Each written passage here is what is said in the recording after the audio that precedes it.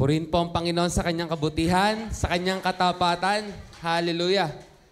Tunay po na napakabuti ng Panginoon na niloob niya po na tayo po'y magkasama-sama sa umagang ito upang hindi lang po sumamba, no? Pero gayon din po makinig ng kanyang mga salita. Amen. Ngayon po ay nasa level 5 na tayo ng 2025. Welcome po sa Mayo. Yan. Mayo ng 2025. 5th month na po. After neto, half year na naman. Amen. Nawa sa mga bawat buwan, araw na dumaraan, tayo po ay lumalago. In any way, kahit papano, no? But most especially sa ating pong spiritual na buhay. Dapat po, hindi pa paatras. Dapat papasulong, hindi pa paurong. Amen po ba? Yan. Amen. Sa araw po na ito, sa linggo pong ito, itutuloy ko po yung na-topic po nila Pastora April, Pastora Angelo at Pastor PJ patungkol sa principles of growth. So pag-aralan po natin yung patungkol sa growth. Yun po ang ating tema ngayong linggo. It is essential for a Christian po na, again, pasulong, hindi pa orong. Yan. Dapat laging present, hindi po nawawala. No, laging consistent. Yan po ang ibig ko sabihin. Kaya sa umaga pong ito, ang ating pong goal ay to know, hindi lang to know, but be changed with principles of growth na pag-uusapan natin, and to grow in grace and knowledge of Christ. Yan po, kung ready na po ang bawat isa, maaari po ba tayong tumayo? At tayo po'y makibukas sa 2 Peter chapter 1, verse 3 hanggang 11.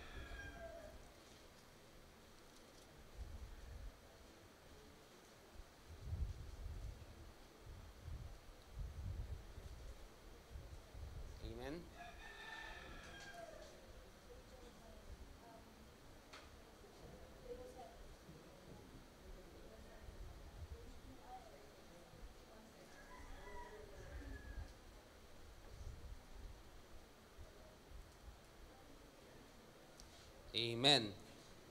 Akin pong babasahin dito sa version ko. Maaari niyo po sabayan ng inyong mga mata. Sabi po rito, ipinagkaloob sa atin ang kanyang banal na kapangyarihan, ang lahat ng mga bagay na kailangan sa buhay na pagiging makadiyos, sa pamagitan ng pagkakilala sa kanya na tumawag sa atin sa kanyang sariling kaluwalhatian at kabutihan. Gayon niya pinagkaloob sa atin ang kanyang mahalaga at mga dakilang pangako upang sa pamagitan ng mga ito ay makatakas kayo sa kabulukang nasa libutan dahil sa masamang pagnanasa at maging kabahagi kayo sa likas ng Diyos. Sa verse 5, at dahil dito, gawin ninyo ang lahat ng inyong makakaya na tustusan ang inyong pananampalataya ng kabutihan. Ang kabutihan naman ng kaalaman. Ang kaalaman ng pagpipigil, ang pagpipigil ng pagtitiis, ang pagtitiis ng pagiging makadiyos. At ang pagiging makadiyos ng pagmamahal sa kapatid at ang pagmamahal sa mga kapatid ng pag-ibig. Sapagkat kung ang mga bagay na ito ay nasa inyo at dumarami, hindi kayo magiging mga walang saysay o walang bunga sa pagkakilala sa ating Panginoong Jesucristo. Sapagkat sino mang wala ng mga bagay na ito ay bulag at ang nasa malapit lamang ang kanyang nakikita. At nakakalimutan na siya ay nilinis na mula sa kanyang dating mga kasalanan. Kaya mga kapatid, lalong pagsikapan ninyong patatagin ang pagkatawag, pagkapili sa inyo sapagkat kung gagawin ninyo ang mga bagay na ito, hindi kayo matitisod kailanman. Tayo po'y dumulog sa Panginoon. Amang banal, sa pangalan po ng Panginoong Hesus, kami po'y lumalapit sa iyo. Once again po, O Diyos, nagpapakumbaba. Nagpapasalamat, Panginoon, sa pagkakataon na maaari ka pong ma-worship, makapag-fellowship po kasama mga kapatid at mag-feast on your word. Aming Ama, sa pangalan po ng Panginoong Hesus, humingi po kami ng tawad sa iyo at winawaksi rin po namin ang lahat ng gawa ng kaaway sa oras na ito na maaaring maging hadlang upang iyong salita ay hindi maitanim sa aming puso at hindi namin pakinabangan. Panginoon, once again, binubuksan po namin ang aming puso. O banal na Espiritu, malaya ka pong kumilos. Malaya ka pong bumago ng aming buhay. Malaya ka pong magpalago sa aming mga pananampalataya. Maraming po salamat, O Diyos. In the name of Jesus, Amen. Makakapo po ang bawat isa.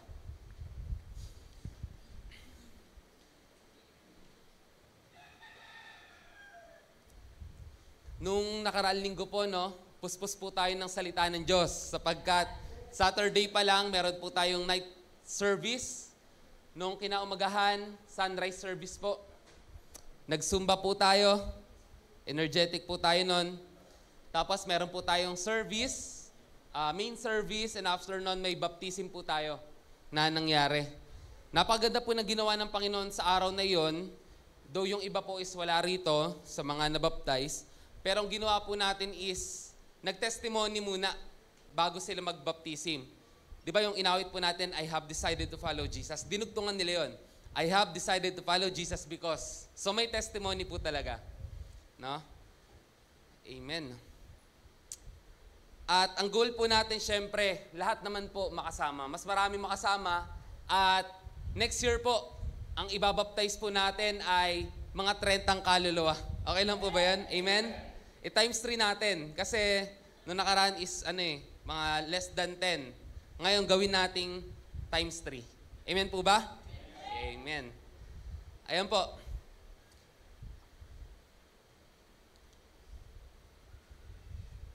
So, ito pong week na to, mag-preach na lang po ako ng parang 2 weeks ngayong May. After po neto, hindi po muna makapag-preach. Share ko lang. So, may makasama niyo po yung mga pastor natin na mag-preach. Kaya, I will preach today as if ito yung last kong preaching. Okay lang ba? Mamimiss ko po rito tumayo. Pero katabi niyo naman po ako. Mamimiss ko po. Kaya ngayon, pahintulutan ng Panginoon na ito pong ating pag-aaralan ay tumimo ng maigi sa ating mga puso't isipan. Principles of growth. Pag sinabi pong principles, ito po yung mga bagay na hindi nagbabago. Yung trends, yung hacks, yung methods, maaring magbago yan. Pero pag sinabing principle, ito yung nandirito na mula pa ng likhain ng Panginoon ng sanlibutan. Ito yung parang law of nature. Ito yung law of gravity. Ito yung mga principles na hindi nagbabago. Kaya pag-usapan po natin itong mga principles of growth. Na pag in-apply natin ito sa ating puso, sa ating buhay, ito po ay ating mararanasan. So ang ating goal, sa pakikinig po natin, lagi nating isipin, paano ba ako mababago ng mga principles na to? Paano ko ba ito ma-apply sa aking buhay? Paano ba na ito ma-challenge yung aking current na paniniwala? At goal din natin is paano ba ako mag-grow in grace and knowledge sa pagkakilala pa sa Panginoon. Yan po ang ating goal. Una, talo na po tayo agad. God desires for us is to grow. God's desire for us is to grow. Now, God's desires na lumago tayo. Hindi po tayo manatili sa kung ano tayo last year. Ganun pa rin tayo ngayon. O kaya kung sino or ano tayo last year, maging worse tayo kesa doon. Hindi po gusto ng Panginoon tayo nagbabackslide or tayo nag-i-stagnate. Nag-i-stay sa ating kalalagayan. Kagaya ng ating mga magulang, gusto ba ng magulang natin na grade 7 lang tayo? After 7 years, grade 7 ka pa rin? Or grade 1 ka pa rin? Gusto naman na magle-level up. Di ba? Pag nag-level up na kayo, magiging college ka naman. So, life should be forward, not backward. Ganon din po ang Panginoon sa atin. Ang pinaka-desire, ang pinakalaman ng kanyang puso para sa atin ay lumago tayo. Kagaya po siya ng mabuting nag-aalaga ng ubas na itong tinanim niya, nais niya lumago, aalagaan niya hanggang sa mamunga. Pag namunga yan, lalo niya pang lilinisan, aalagaan para mamunga pa ng mamunga. Maging kapaki-pakinabang sa kanya. May kita nga natin na si Jesus, nung siya ay naglalakad, isa po itong mainit na tanghali, nagutom siya at ang kanyang mga alagad.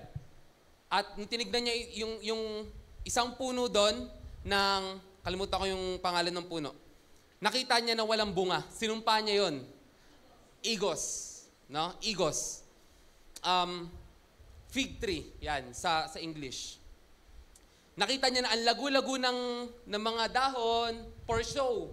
Ang ganda.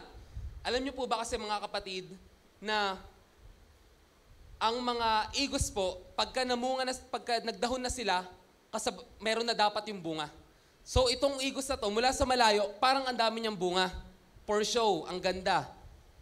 Ang ganda ng tayo niya. Pero yung pakinabang niya is para lang sa kanyang sarili. Hindi para sa iba. Wala siyang bunga. So sinampa niya yon at kinabukasan dumaan po ulit sila doon, patay na yung punong yon. Ang desire sa atin ng Diyos, tayo'y lumago. Tayo'y mamunga. He doesn't want us to remain in carnality. Sa 1 Corinthians chapter 3, verse 1 to 3, mga kapatid, hindi ko kayo makausap bilang mga taong nagtataglay na ng Espiritu. Kailangan kausapin ko kayo bilang mga taong namumuhay pa ayon sa laman. Wait lang. Ayan. Gatas ang binibigay ko sa inyo noon at hindi matigas sa pagkain sapagkat hindi ninyo iyon kayang kainin. Dati, yun yung binibigay ni Pablo. Subalit, hanggang ngayon, hindi pa rin ninyo kaya. Sapagkat nananaig pa rin sa inyo ang laman, ang inyong pag-iinggitan, pag-away-away, palatandaan na makasalibutan pa kayo at namumuhay pa kayo ayon sa laman. Hindi po gusto ng Diyos na tayo po ay manatili sa carnality. Ano ibig sabihin ng carnality? Ito yung pamumuhay ng makalaman. No? Pamumuhay ng makalaman. Ang nais po ng Diyos, tayo po ay umalis sa pagiging carnal at pumunta sa pagiging spiritual. Isa po sa sign ng pagiging carnal, sabi nga rito, is yung nananaigpay sa inyo yung laman sa pamagitan ng inyong pag-iinggitan at pag-aaway-away. Pagka meron pong, may hatred pa rin tayo, let's say, sa politics maybe. Sa politics. Last year, nung botohan, 2016, I found a Christian na sobrang fanatic ng current administration. Like, pinopost niya lahat, poging-pogi siya dun sa anak nung nasa administration, kay Sandro. Poging-pogi siya talaga. Nanonood siya lagi ng vlogs, sinishare niya. Pag may tumuligsa, nawawala yung pagkakristyano niya. That is sign of carnality. Hindi pa siya spiritual. Sapagkat, dahil lang sa mga differences na yon, nag-aaway-away na. Mga mahal ko kapatid, hindi po tayo maaaring manatili sa spiritual kung gusto pa rin natin ng buhay na makalaman. Pipili lang po tayo. Ikalawa, He doesn't want us to be stagnant. Sino nakakita na ng stagnant na tubig? Mabaho, di ba? Pag ang tubig ay stagnant, ibig sabihin na stagnant po na tubig is hindi nagpo-flow. Patay yung tubig. Naging stagnant na siya pag pinatay na pag pinatay yung tubig Pero yung tubig, gagawin yan, hahanap pa yan ng ibang daan. Pero pag walang madaanan yan, stagnant yan. Pag patay ang tubig, ito'y mabaho. Pag patay ang tubig, ito'y pinapanahanan na ng mga dengue, kiti-kiti, palaka, pananahanan to ng mga basura. God doesn't want us to be stagnant. Mabaho, patay, walang pakinabang. Ang nais ng Panginoon sa atin ay river of life na nagpo-flow sa ating buhay. No? Fountain of life na bunga ng banal na spirito. Pag nasa atin po ang banal na spirito, ang marka po niya, nag-grow tayo. Sapagkat hindi mo masosuppress yung fountain na nagbumula sa banal na spirito. Hindi mo yan pwedeng masuppress. Sabi po sa Hebrews chapter 6 verse 1 to 3, kaya't iwan na natin ang panimulang aralin tungkol kay Kristo at magpatuloy tayo sa mga aral na para sa may sapat na gulang na. Sorry Lord, bumabalik na naman kami sa basics. Kung matatandaan niyo po yung shinare ko nung Sunday, bumalik po tayo sa basics. Ang topic po natin nun is back to basic. Mga mahal ko kapatid, kailangan natin bumalik sa basic. Kasi pagka nag-advance tayo agad, hindi lahat makakasama. Kaya, sa biyaya ng Panginoon, ginagawa natin, pinipick up natin yung mga gusto, sumama. Kumbaga, yung mga nasa laylayan upang sama-sama tayo lumago sa Panginoon. Yun po ang ating adikain, yun po ang ating goal. No? Sorry Lord, buwabalik na naman po kami sa elementary teachings, sa basic. Ngunit, ngayon, babalik tayo sa basic pero hindi tayo maaaring manatili sa basic. Amen po ba? Kaya nga ang ating topic is, panahon ng pagkilala sa Panginoong Jesus. Aalamin natin to once and for all, then after that, we will go forward and declare the Word of God. tigilan na natin ang muling paglalagay ng pundasyon tungkol sa pagtalikod sa mga gawang walang kabuluhan. Lagi na lang repentance, laging back to zero. Sabi nga ni Pastor PJ, lagi na lang day one. Lagi tayong repentance. Hindi tayo mag-grow in repentance. Lagi tayong back to zero in repentance. Pastor, ano po ibig sabihin that we grow in repentance? Ibig sabihin po ng mga kapatid, kung itong bagay na to, nasilo ka dati, nagkasala ka tungkol sa bagay na yan dati, hindi ka na dapat magkakasala dyan ulit. Sa ibang bagay naman. Sa ibang bagay naman. Kasi, you should grow in repentance. Hindi ka laging babalik doon. Hindi ka laging babalik doon.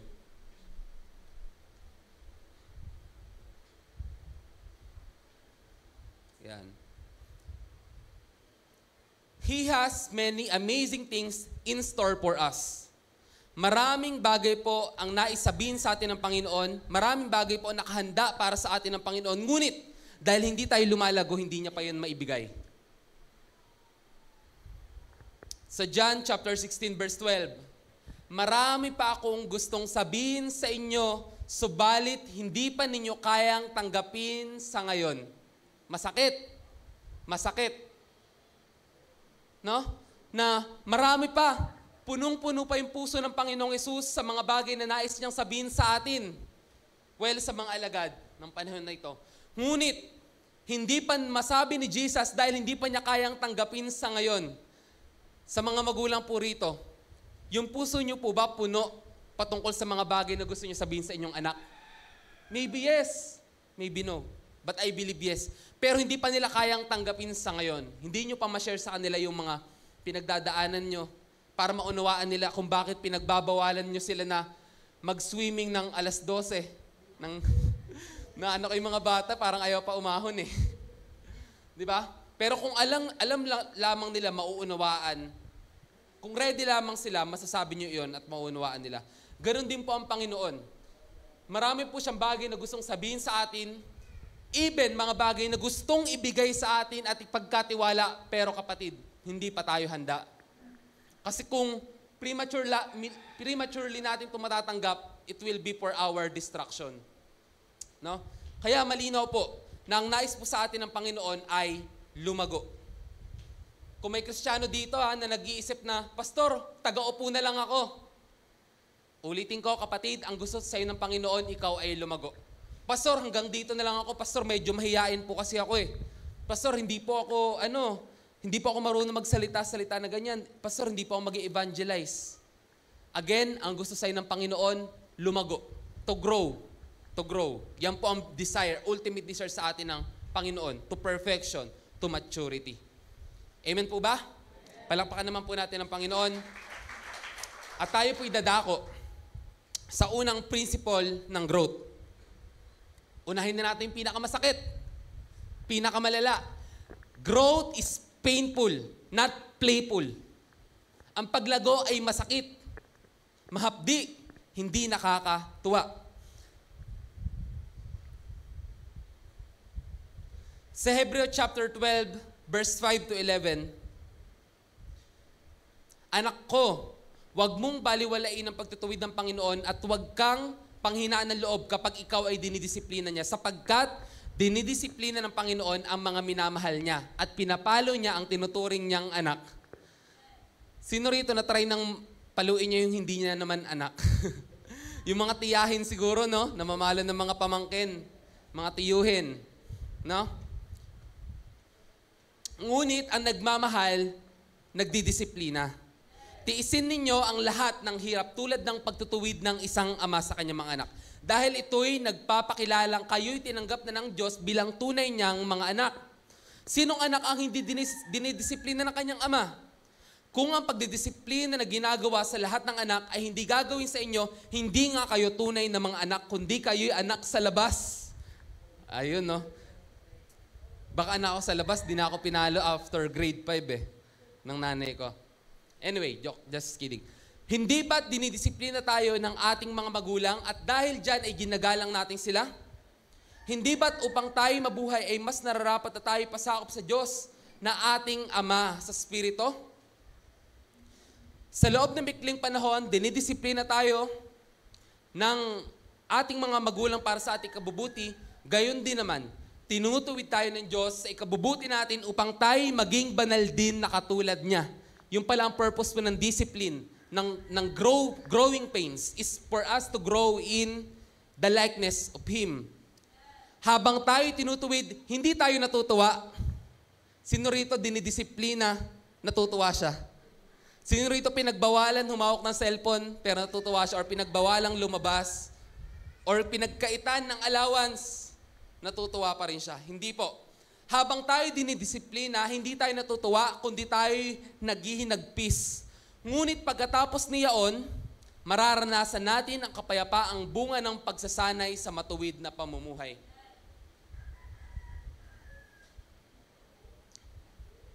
Si JJ po, habang nag-i-stay siya sa amin, naranasan niya itong tinatawag na growing pains. Siya ay dinidisiplina. No, napunta siya sa amin nang siya ay, I believe, 12 or 11 years old. Maliit pa siya noon. Sa bahay, tinuturuan siya ng nanay ko kung paano maghugas ng pinggan, magwalis, magdilig ng halaman, lahat yon. Ngayon, nung after 1 year or so, umuwi siya sa bahay nila sa Pangasinan. 2 years na pala, magto 2 years na siya nandito. So sabik na siyang makauwi. Umuwi na siya. Ngayon, nung pag-uwi niya doon, sobrang nagtaka yung kuya niya. Nagtaka. Sabi niya, "Kuya, pwede ba ako lumabas?" "Ay, syempre naman, ba't ka pa nagpapaalam?" "Hindi, para lang po alam nyo." Tapos naghugas ng pinggan si Jayjay, nagbibigay ng pera si Jayjay, naglilinis siya. Pinagdaanan niya sa bahay namin yung growing pains. Pero pagkatapos niyon, mararanasan natin ang kapayapaang bunga ng pagsasanay sa matuwid na pamumuhay. Naging ready siya dahil sa discipline. Mga mahal ko kapatid, do not despise discipline. Because discipline leads us to growth. It is painful. It is not playful habang tayo dinidisiplina. Sa mga bata rin, especially mga matatangkad na bata, may nararanasan silang growing pains. Ito yung panahon na sumasakit yung mga ankles nila, yung dito nila, yung dyan nila. Ito po ay sign na sila ay tumatangkad. Ang tawag dito is growing pains. No? Ito rin po ay nawawala sa kanyang sarili. Usually po ito, yung mga bata na experience nyo ba, yung mga bata sumasakit yung paan nila, yung hita nila tuwing gabi, kala natin dahil lang sa paglalaro. No? Minsan, magpapamassage yan. Growing pains po yun. Sumasakit yung dito nila, yung dito nila. Kala lang natin dahil sa paglalaro. Especially po yung mga matatangkad na bata. Because growth is not playful. Growth is painful. Masakit, madisiplina. Masakit, lumago. Even, we need to die to multiply. Sa John chapter 12, 24 to 25, pakatandaan ninyo, hanggang hindi nahuhulog sa lupa ang butil ng trigo at mamatay, mananatili itong nag-iisa. Ngunit kung ito'y mamatay, mamunga ito ng sagana. Baka kaya hindi tayo namumunga, baka kaya hindi tayo lumalago dahil hindi pa rin tayo namamatay sa ating sarili. Audit ourselves. Ano ba yung mga bagay sa buhay ko na kailangang mamatay? Baka may kailangang mamatay sa buhay natin. Pride, unforgiveness, no? Selfishness, lust, materialism. Ano yung mga bagay na yon? Die to multiply. Kailangan nating mamatay sa ating sarili at mamuhay ang Panginoong Hesus upang tayo ay tuluyang lumago at mamunga. Audit ourselves. Audit ourselves. Audit ourselves. Ano yung mga bagay sa buhay mo na kailangan mamatay? Para ikaw ay finally, ngayong May 2025, lumago, magkaroon ng breakthrough sa spiritual lives. Pag may nangyayari sa buhay mo na, ito yung goal ko, pero hindi nangyayari, may mali. Kunyari, ang goal mo is maybe makapag-devotion ng tuloy-tuloy, makapag-pray. Pag hindi mo yung nagagawa, may something sa buhay mo na kailangan mong ayusin. Kailangan mo ng serious audit sa buhay mo. Bakit parang hindi ko ramdam mag-devotion, mag-pray? Kailangan mo ng audit sa buhay mo. Umupo ka ng tahimik sa harapan ng Panginoon, humingi ka ng tawad, magtanong ka sa Panginoon. Because hindi yan normal sa isang Kristiyano na tinatamad mag-pray. Na tinatamad magbukas ng Bible. Kristiyano tamad magbukas ng Bible. Kristiyano tamad mag-pray. Saan tayo nakakita ng ganyan? Baka masyado na tayong distracted sa mundo. we need to die for us to grow. Growth in weakness. Sa 2 Corinthians chapter 12, verse 9, ang kagandahang loob ko ay sapat na para sa iyo sapagkat lubusang nahayag ang aking kapangyarihan kapag ikaw ay mahina. Ito po ang sinabi ni Yahweh kay Pablo nung siya ay nagpray na, Panginoon, kung maaari alisin mo sa akin itong tinik na ito na nagpapahirap sa akin ng ilang taon na. 3 beses siya nagpray, pero ang sagot ni Lord, ang kagandahang loob ko ay sapat na para sa iyo. Okay lang yan. Meron kang weakness, pero nahayag ang weakness ko sa panahon na ikaw ay mahina. Pag tayo po ay lumalago, nare-reveal po ang ating weakness. Amen? Pag tayo lumalago, nare-reveal po ang impurities sa ating buhay. Pinapadaan tayo sa apoy. Pinapadaan tayo sa apoy. And it is not playful. It is painful. Papadaanin ka sa weakness. Kaya si Pablo, ang sabi niya, kaya't buong galak kong pinagmamalaki ang aking kahinaan. Sino rito pinagmamalaki niya yung kanyang kahinaan? Si Pablo po, pinagmamalaki niya yung kanyang kahinaan. Sapagkat sa kahinaan ni Pablo, nahahayag ang kapangyarihan ni Kristo. Ang tanging niyang pinagmamalaki ay yung kahinaan niya. Binubos niya yung kahinaan niya. Growth in weakness. And growth even in the midst of death. 2 Corinthians 4:7-12, ngunit kaming pinagkalooban ng kayamanan espiritual na ito ay tulad sa mga palayok na gawa sa putik upang ipakilala ang dakilang kapangyarihan na ito ay sa Diyos at hindi sa amin. Kabila-kabila ang pagpapahirap sa amin, ngunit hindi kami nalulupig. Kuminsay nababagabag, ngunit hindi naman kami nawawalan ng pag-asa. Inuusig kami, ngunit hindi kami pinapabayaan, napapatumba kami, ngunit hindi kami lubusang nailulugmok. Lagi namin taglay sa aming katawan ang kamatayan ni Jesus upang sa pamagitan ng aming katawan ay mahayag ang kanyang buhay. Iniisip po kasi natin mga kapatid, na pag tayo lumapit sa Panginoon, magiging madali ang buhay. Iniisip natin na pag tayo lalago kay Kristo, equivalent na rin doon, lalago na rin ang ating bank account.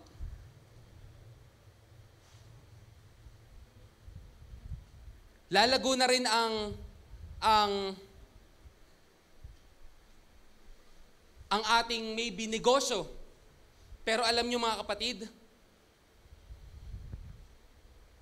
sa katotohanan, habang tayo ay mas lumalapit sa Panginoon, lalo tayong lumalapit din sa kapahamakan. Amen po ba? Habang lumalapit tayo sa Panginoon, mas lalong nagiging mahirap. Sa totoo lang po. May nag-chat sa akin na dati kong business partner. Itong business partner ko na ito ay, ang paniniwala niya is parang mix na siya ng lahat ng relihiyon eh. Naniniwala sila sa reincarnation, ginagalang nila si Muhammad, ginagalang nila si Jesus, ginagalang nila si Buddha. Lahat. Nasa gitna sila lahat. Yung symbol ng belief nila is kulay violet at kulay dilaw, tas araw siya. Hindi ko sure, nakalimutan ko yung pero kilala rin yun ni Dave dahil nakasama namin. Itong mga ito ay vegan. Hindi sila kumakain ng karne kasi they believe nga na yung mga hayop is sentient being. Ibig sabihin, pag kumakain ka ng karne, para ka nagkakasala rin. Kasi nasasaktan yung mga may mga emotions sila. No? So, last year, nag-post siya. Nabaptize na siya. Nabaptize sa CCF. Ngayon sabi ko, praise God bro, ang tagal ka nang hinihintay ni Lord. Welcome home, sabi ko. Ang tagal ka nang inaantay ni Lord. Nag-comment ako. Ngayon, nag-reply siya. Sabi niya, finally bro, nagbunga na yung tinanim mo sa akin nung papunta tayo sa Laguna. Kasi nung time na yon, parang nagkaroon kami ng, may mga tanong siya, parang nagkaroon kami ng mini debate, pero hindi naman siya talaga totoong debate. Glory to God. Namunga yung salita ng Diyos na naitanim sa kanya at siya ay nag-decide sumunod sa Panginoon. Ngayon, nag-chat siya sa akin. Last week ng April, sabi niya, bro, kailangan ko ng tulong, baka pwede magpa-consult and all. Kasi ngayong sumunod kami kay Jesus, lalong naging mahirap yung negosyo. Sabi niya. hindi nag-work yung mga capitalization nila, yung mga investment nila and all, sabi niya, bro, baka pwede magpa-consult. Baka ito yung resulta ng mga dati kong ginagawa, sabi niya. Sabi ko, that is part of, ano ba to?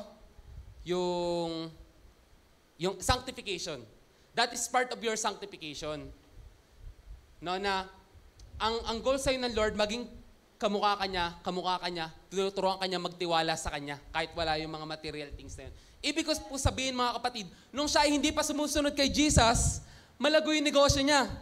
Pero ngayon sumunod siya kay Jesus, na flat out. Na flat out. Parang ako lang. Nung hindi ako sumusunod kay Jesus, second year, nag-top ako. Top 2 sa school, high school. Nung sumusunod ako kay Jesus, hindi pa naman sumusunod ng third year, pero wala akong top noon eh. Wala pa rin akong top. Pero nung sumunod ako kay Jesus, nung fourth year na ako, mas nawalan ako lalo ng top kasi medyo lang talaga yung grade ko. Kasi hindi na ako nangopya, hindi rin ako nagpapakopya nung time na yun. Yun talaga yung unang nawala eh. Ganun po talaga. Growth is painful. Pag nag-decide kang seryosohin mong sumunod sa Panginoon, ipa-persecute ka. Idadaan ka sa disiplina.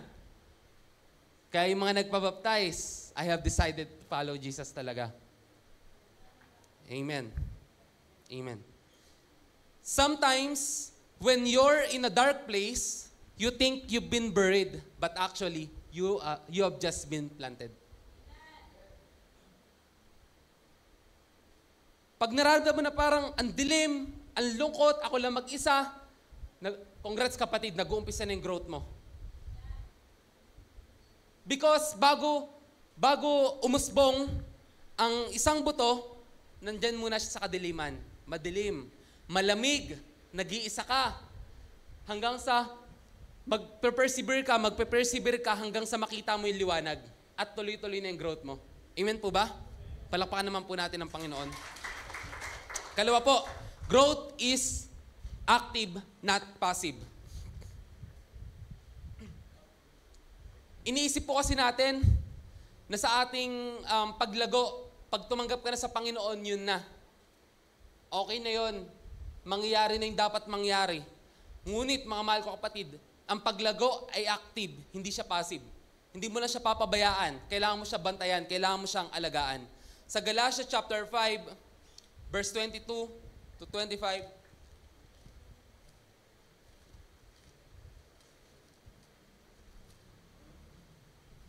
pinapatong ko lang po rito is yung fruit of the Spirit. Sabi po rito, subalit ang bunga ng Espiritu ay pag-ibig, kagalakan, kapayapaan, pagtitiyaga, kagandahang loob, kabutihan, katapatan. Lahat ng bunga nag-uumpisa sa buto. No? A seed grows into a tree and bears fruit. Pagka naging puno na siya, saka lang po siya mamumunga. The fruit na binabanggit po rito is from the Spirit, not from us. Ito pong fruit na ito ay sinow or itinanim sa atin nung natinanggap natin ang banal na Espiritu. No? At ito ay hindi galing sa sarili nating effort. Kaya ngayon, tanong nyo, Pastor, bakit kailangan kong mag-effort? Bakit kailangan active kung hindi naman pumula sa akin? Because sa Matthew 13 verse 23, fruit suggests a process of growth. Amen po ba? There should be a process of growth. Kaya fruit ang sinabi. Fruit of the Spirit. Hindi seed of the Spirit. Fruit because may growth bago mo siya ma-attain. May proseso bago mo siya ma-attain. These things are not fruit of the believer's spirit, no? But produced by the Spirit of God in the believer. They are not the result of self-effort. Ito pong fruit na ito, hindi mo siya tinanggap by doing an effort. Tinanggap mo na siya nung nanampalataya ka. Amen? Malinaw yun, no? So yung fruit tinanggap mo nung nanampalataya ka. But this does not mean that the believer should be passive and do nothing. Tinanggap mo ito, pero hindi ito ibig sabihin ay wala ka nang gagawin. He must live in the Spirit and follow the Spirit's leading for it to grow. Growth is active, hindi passive. For the fruit of the Spirit to fully, tignan natin sa next slide, Ed. Sige, okay lang po, sabay-sabay nating basahin. Ready? Read. Isa pa. Ready? Read.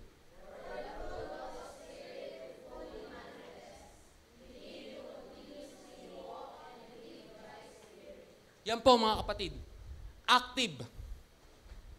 Daily, kailangan po nating ginagawa na tayo ay lumalakad at namumuhay sa pangunguna ng Espiritu Santo. Again, ulitin ko lang po para malinaw. Tinanggap po natin yung fruit of the Spirit. Sinow na po yun sa ating mga puso. Ano nga po yan? Pag-ibig, katapatan, kababaang loob, kabutihan. Yan natin.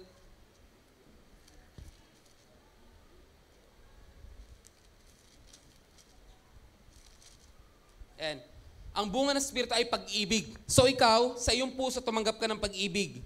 Tumanggap ka rin ng kagalakan or joy, ng kapayapaan, ng pagtsatsaga, ng kagandahang loob, ng kabutihan, katapatan, kaamuan, pagpipigil sa sarili.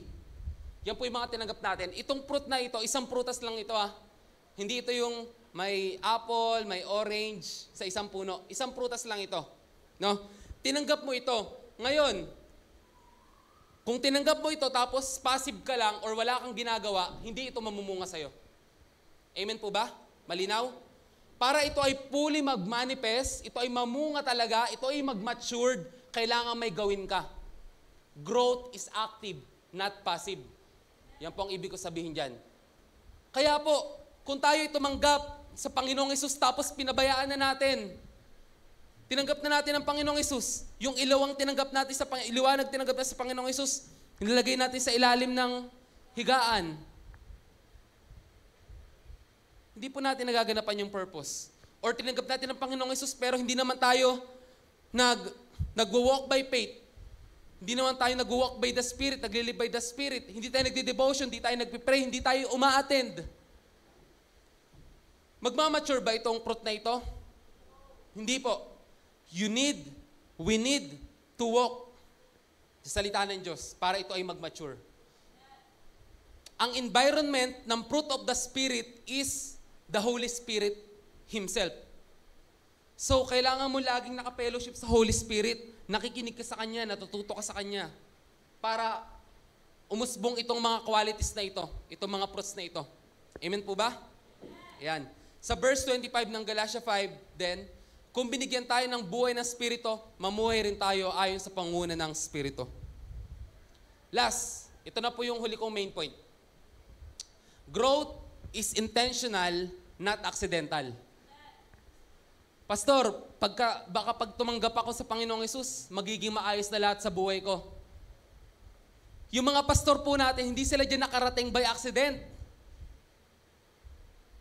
Yung mga leaders po natin, hindi po sila naging mga leader by accident. Yung mga nanguna po sa atin sa unahan, hindi po naging workers by accident.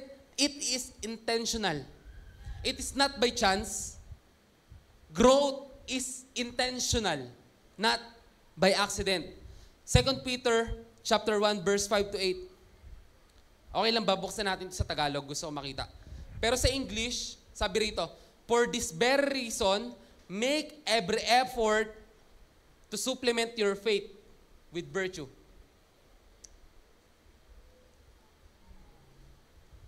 Ito yung main verse natin Sa 5. Ayan. Tingnan natin dito.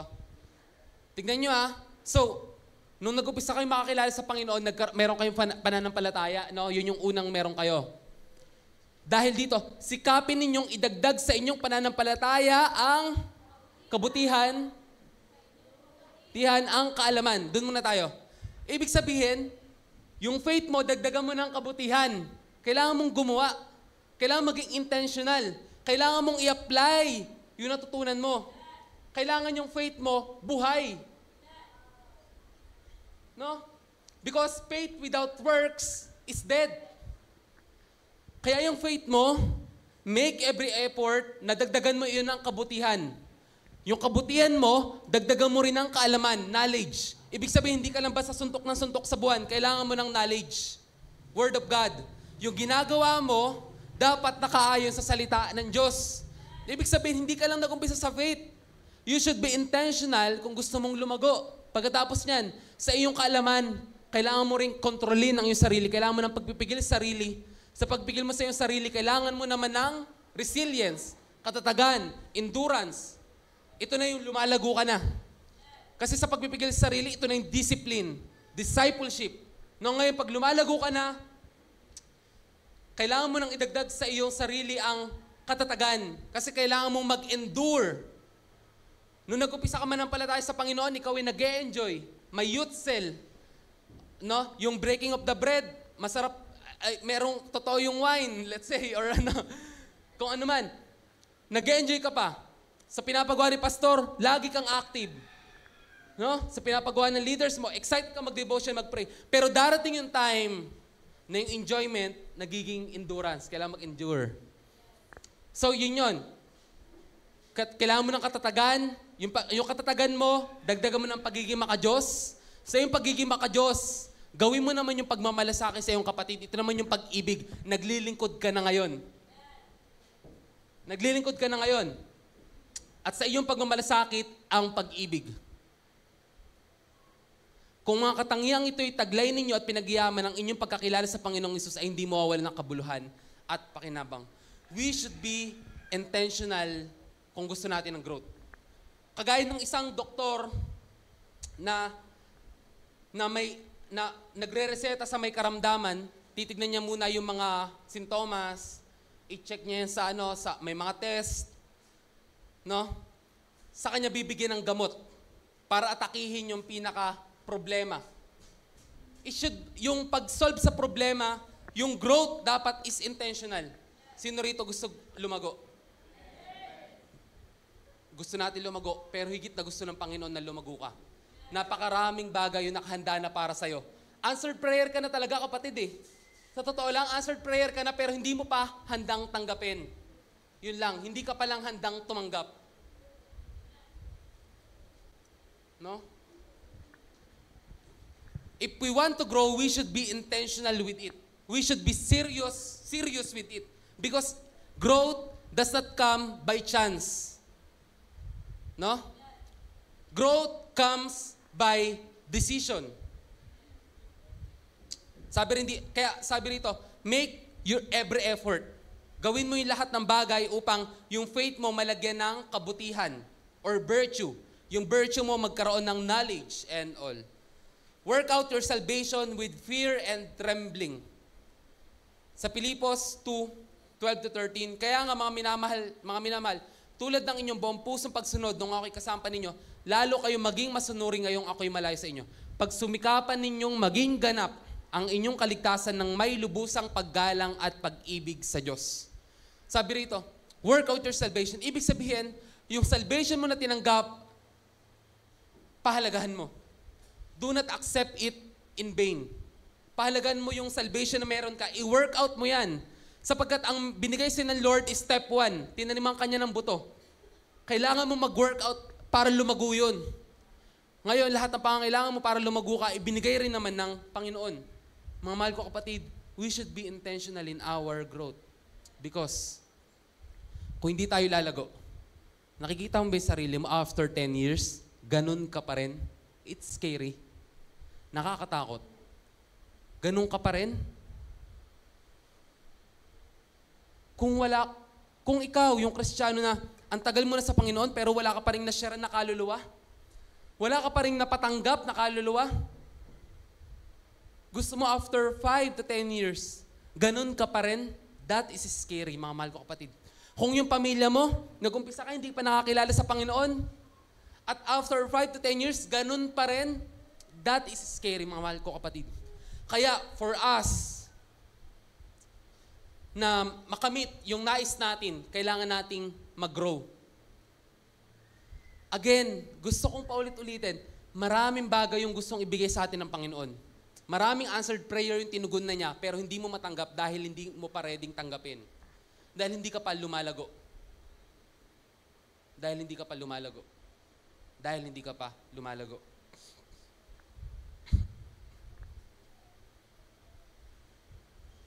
Ang ilang storya na po ba yung yung nanalo ng milyon sa loto, milyon, pero after ilang years, wala na yung pera niya. Usual yung ganun story, no? Maraming ganon. Pero, ang isang negosyante na naging mayaman siya ng sarili niyang sikap, kuhain mo man sa kanya lahat ng bagay, kaya niya ulit yun i-build up. Tama ba? Kaya niya, di ba? Kaya kasi ready na siya, nag-grow na siya. Yung mindset niya para nasa pang-milyonaryo.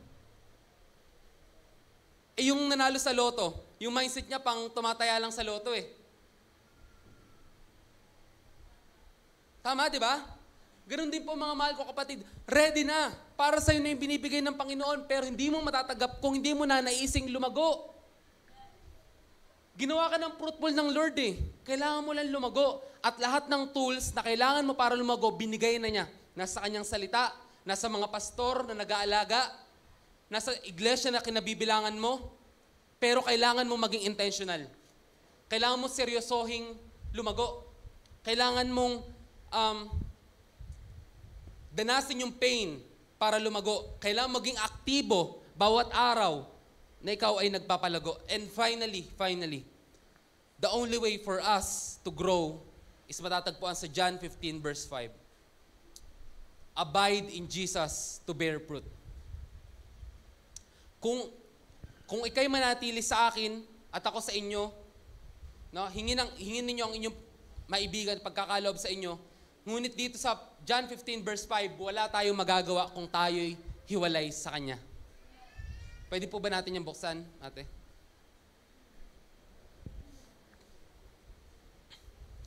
Ako ang puno ng ubas at kayo mga sanga, ang nananatili sa akin at ako sa Kanya, ang siyang nagbubunga ng sagana, sapagkat wala kayong magagawa kung kayo hiwalay sa akin. Abide in Jesus. Cling to Jesus. Lapit ka lang lagi kay Jesus.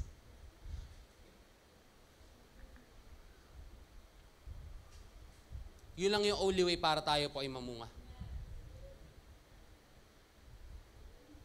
Finally,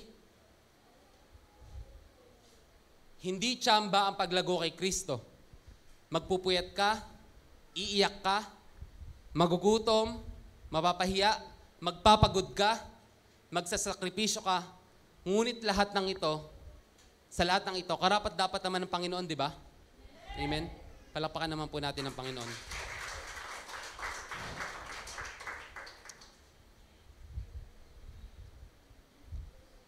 Sa susunod na buwan po, may dakilang bagay po na gagawin ng Panginoon. Hindi lang po sa iglesyang ito, pero sa buong Floodway. Gusto niyo po malaman kung ano? Magkakaroon po ng revival ang Floodway.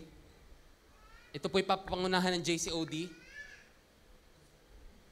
sa June 24 or 26, 2025. Yung time ng ating anniversary, gagamitin natin para mag-reach out sa buong Floodway. Sino gusto maging bahagi nun?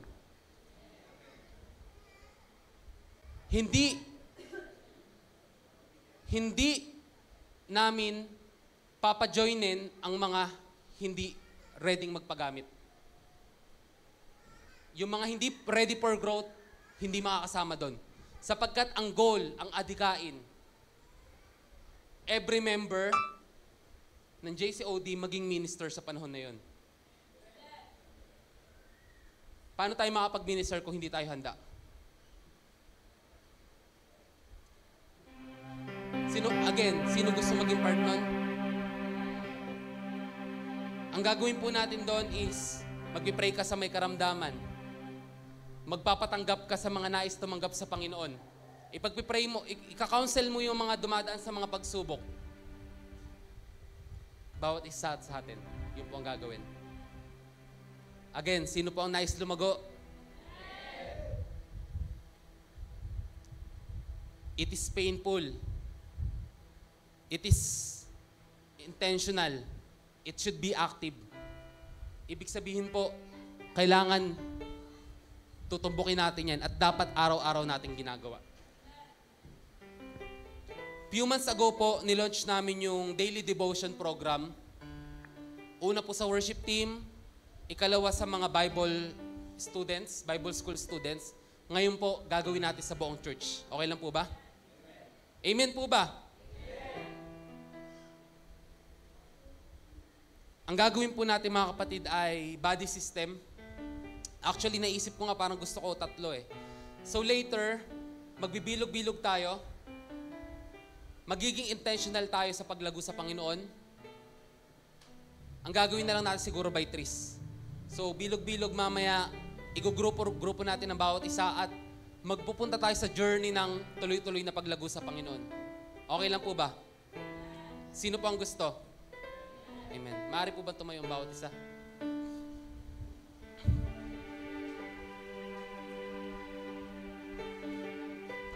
Ang destiny po talaga ng mga Kristiyano ay lumago eh.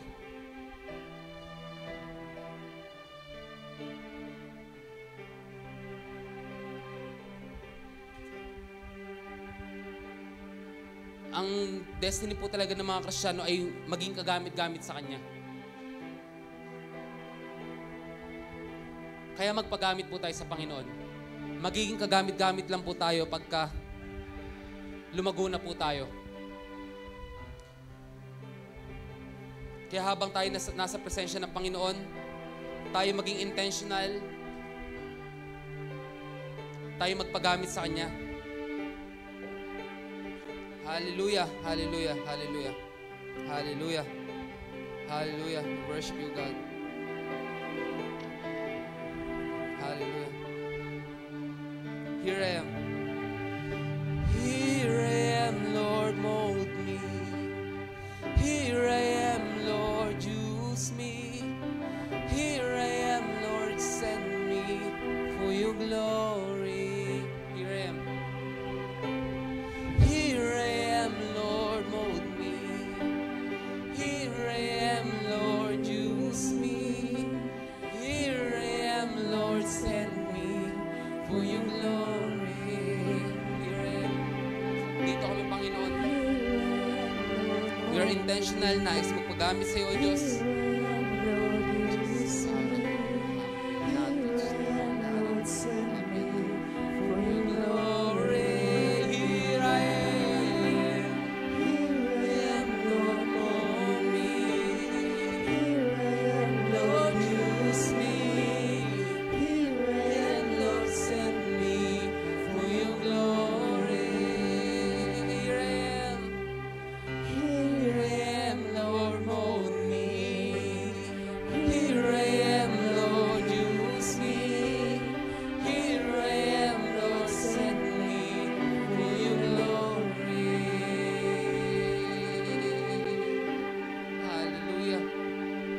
Aming kalooban, O Diyos. Aming kalooban, O Diyos, na maging kagamit-gamit sa iyo, Panginoon. O God, bagamanat kami ay mahina, nagkakasala, madalas madapa, Panginoon, niloobo pa rin. Ang iyong banal na Espiritu ay manahan sa katauhang ito, Panginoon. Ang iyong precious Holy Spirit, Panginoon, ay manahan to this jar of clay, Panginoon. Fragile, Panginoon, and broken, Panginoon. But thank you, O God, that we are being renewed day by day, glory by glory, O God. We pray in the name of Jesus that you empower us, O God, na kami, Panginoon, ay maging mamahayag ng iyong salita, na kami maging ehemplo, Panginoon, O God. Kami, Panginoon, ay maging vessels mo, maging ambassadors mo, Panginoon, O God. We pray, strengthen this church, Panginoon, para sa darating na gawain, Panginoon, na kung saan ay tinawag mo kami, O Diyos. Lord God, on that glorious, magnificent day, Panginoon, maraming tao makakilala sa iyo, mananampalataya sa iyo, Panginoon. O God, O God, O God, we kneel ourselves to you, O God. Gamitin mo kami, Panginoon. Gamitin mo kami, Panginoon.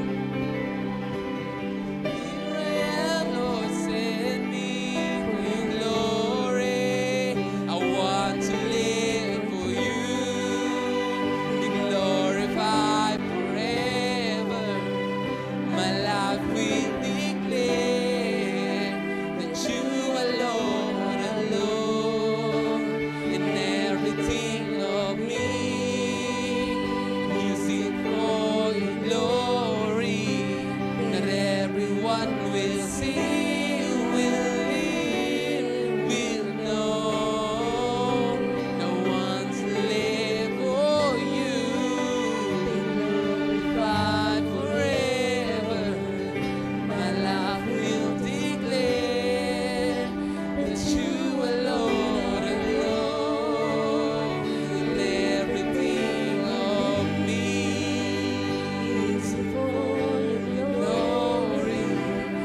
Everyone will sing, here will know that everyone will sing, here know that everyone will see, will hear, will know that you alone are God. Yes, oh God. Yes, oh God. Hallelujah. Hallelujah. Magpalain po ang iyong bayan. Palain po ang iyong mga anak na ito, Panginoon. Sila po'y handa na lumago, O Diyos. We are ready to break free, Panginoon, from our past limitations, O God. Lord, from our habitual sin, O God, from our limiting beliefs, O God, from the curses, O God, from the sickness, O God, you have freed us, O God.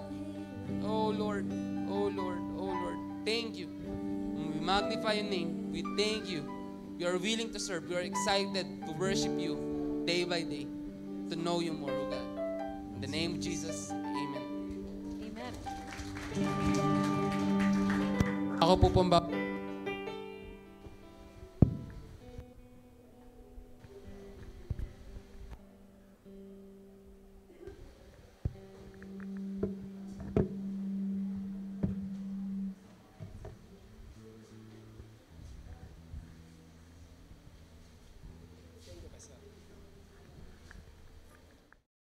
Narinig mo na ba? Narinig